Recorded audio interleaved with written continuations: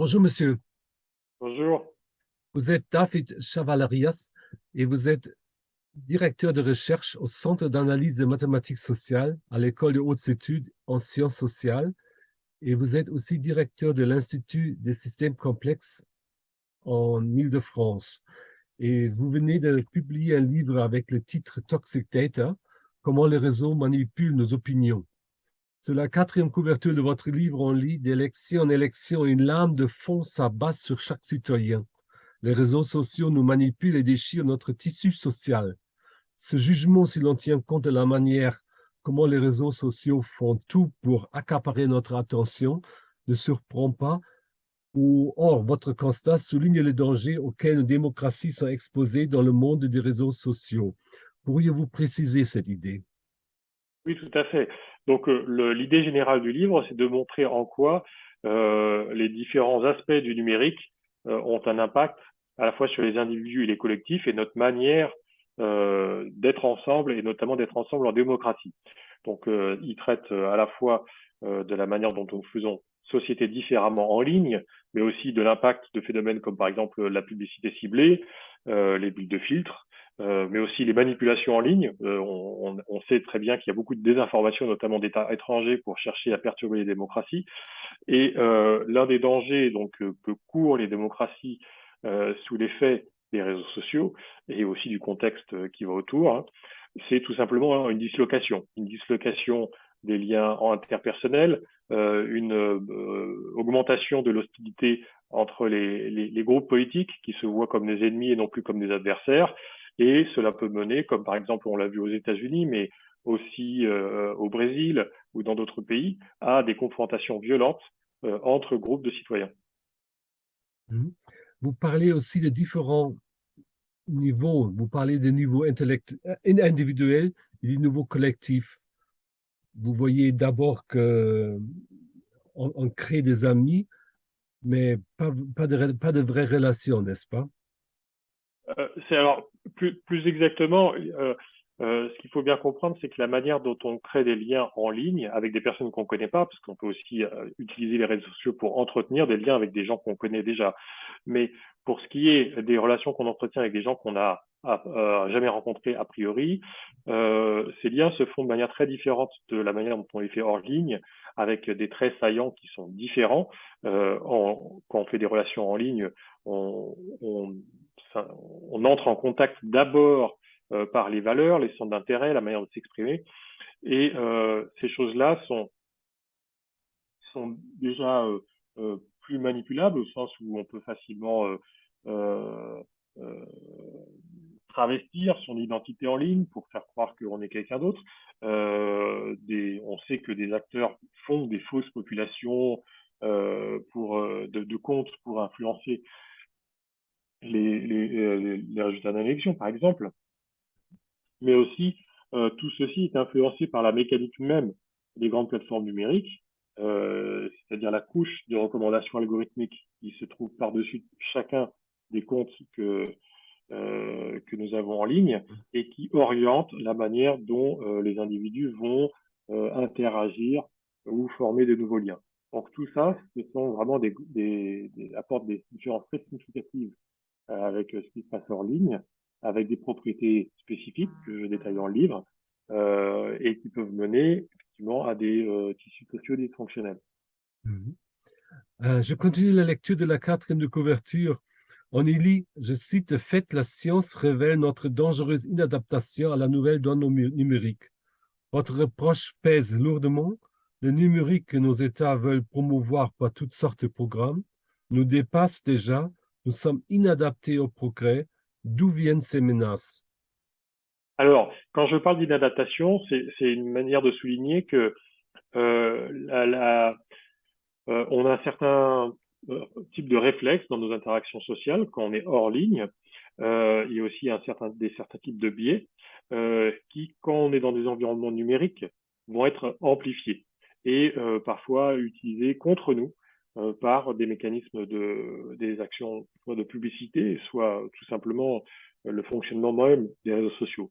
Pour ne prendre qu'un exemple que je détaille dans le livre, il y a le biais de négativité c'est-à-dire la tendance que nous avons tous en ligne et aussi en ligne, du coup, à apporter une attention particulière aux messages qui contiennent une dose de négativité, d'anxiété, de stress, parce qu'on veut tout simplement comprendre une menace potentielle. Et donc, ce biais de négativité il va être amplifié par les plateformes numériques. Et là, il y a un point assez central qu'il faut comprendre, c'est que les personnes qui pratiquent les réseaux sociaux, et donc il y a une grosse partie de la population qui passe un temps très significatif sur les réseaux sociaux, qui s'informent sur les réseaux sociaux, parfois de manière prioritaire. Donc quand on est sur les réseaux sociaux, la plus grosse partie du temps, on la passe sur ce qu'on appelle les fils d'actualité, qui sont des espèces d'agglomération des informations sociales qui sont produites dans notre entourage, plus ou moins proche.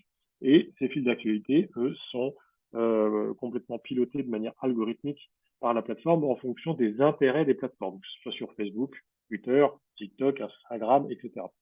Et les intérêts des plateformes, en fait, sont alignés avec la publicité, c'est-à-dire que elles cherchent à nous maintenir le plus longtemps possible sur ces plateformes, à ce que l'on interagisse le plus de fois possible avec ces contenus-là.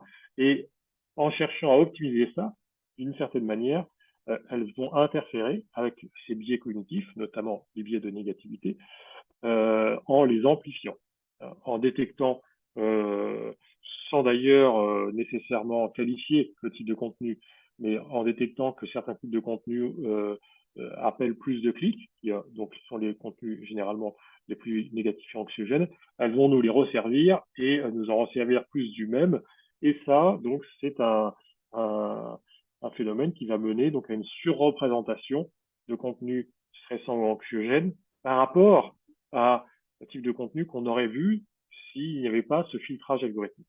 Donc ça, c'est typiquement une des raisons qui fait que nos réflexes cognitifs et nos biais cognitifs que nous avons hors ligne, en ligne, peuvent être amplifiés à notre détriment.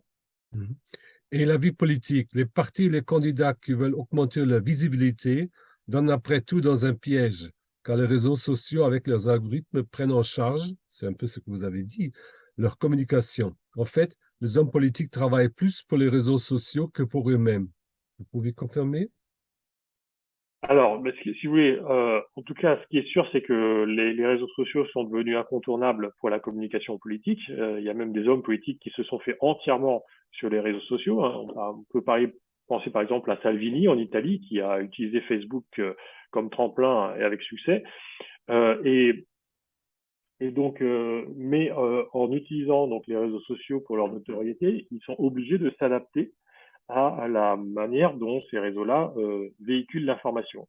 Et donc, d'une certaine manière, ils sont pris au piège au sens où ils sont obligés d'avoir un discours qui va être aligné avec le type de discours qui est le plus relayé en ligne. Et il se trouve que les discours qui sont le plus relayés par les algorithmes qui sont sur les réseaux sociaux sont les discours de type polémique, hostile, euh, anxiogène, enfin, qui sont pas des discours constructifs, on va dire. Et donc, beaucoup d'hommes politiques d'ailleurs se plaignent, et des journalistes aussi se plaignent, ils doivent adapter leur mode d'expression à ces nouvelles règles. Mhm. Avons-nous encore une chance de nous soustraire aux intoxications par les réseaux sociaux, non seulement en période d'élection, mais aussi dans la politique, dans la vie politique de tous les jours?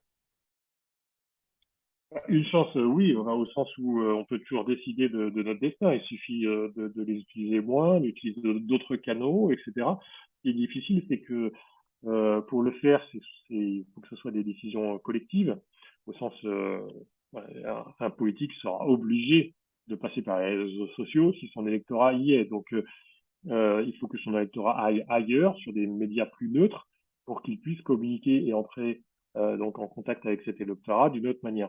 Donc le piège, il est plutôt dans cet enfermement collectif dont on a du mal à sortir, puisqu'il faudrait tous sortir en même temps, donc il y a un problème de coordination. Maintenant, tout est possible, et donc je propose notamment plusieurs pistes dans l'ouvrage, en fin d'ouvrage, il y a 18 pistes pour essayer de se sortir de ces pièges, sans renier d'ailleurs totalement les réseaux sociaux. Il y a des bons aspects dans les réseaux sociaux, mais il faut les utiliser différemment et les déployer aussi différemment. Mhm. Comment jugez-vous la portée et l'influence de Twitter dans la sphère politique? Bah, Twitter est très influent surtout dans la sphère politique, puisque c'est un peu le monde avec l'entre-soi des journalistes, des politiques et des militants les plus engagés. Donc, il y a une influence certaine, il y a aussi une forme de polarisation ou de fragmentation, d'hostilité qui se produit beaucoup plus facilement sur Twitter. Twitter est un des médias où il y a le plus de confrontation au niveau des débats.